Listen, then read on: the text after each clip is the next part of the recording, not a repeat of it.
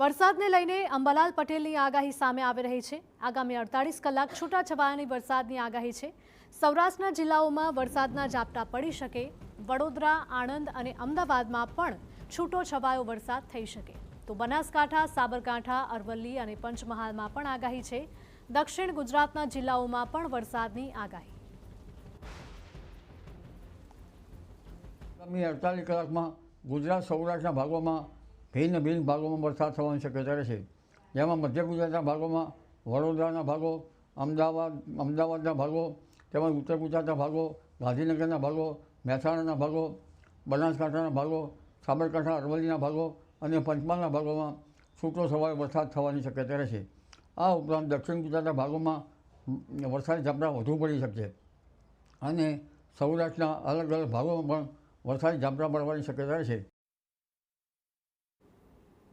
ઓગસ્ટના અંત અને સપ્ટેમ્બરની શરૂઆતમાં વરસાદની આગાહી છે। 26 ઓગસ્ટની આસપાસ બંગાળ ઉપસાગરમાં સિસ્ટમ બની શકે। સિસ્ટમના કારણે સૌરાષ્ટ્ર અને દક્ષિણ ગુજરાતમાં વરસાદની આગાહી છે। પશ્ચિમ સૌરાષ્ટ્રમાં પણ સારો વરસાદ થવાની અંબાલાલની આગાહી। 12 સપ્ટેમ્બર બાદ પણ ગુજરાતમાં સારા વરસાદની શક્યતા।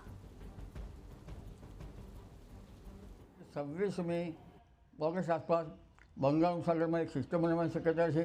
કદાચ આ સિસ્ટમ દક્ષિણાવર્તી થઈ શકે, જેના કારણે આ સિસ્ટમના કારણે ઓગસ્ટના અંતથી અને સપ્ટેમ્બરની શરૂઆતમાં ગુજરાતના ભાગોમાં વરસાદ થવાની શક્યતા રહેશે, જેમાં મધ્ય ગુજરાતના ભાગો, પંચમહાલના ભાગો, તેમજ પૂર્વ ગુજરાતના અન્ય ભાગો, ઉત્તર ગુજરાતના ભાગો,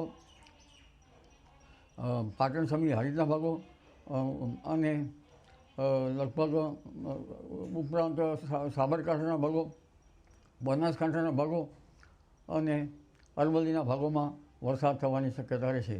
આ ઉપરાંત દક્ષિણ ગુજરાતના ભાગમાં વધુ વરસાદ થવાની શક્યતા રહેશે। સૌરાષ્ટ્રના અન્ય ભાગોમાં પણ વરસાદ થવાની શક્યતા રહે। પશ્ચિમ સૌરાષ્ટ્રના ભાગોમાં ક્યાંક ક્યાંક વરસાદી ઝાપટા પડવાની શક્યતા રહે।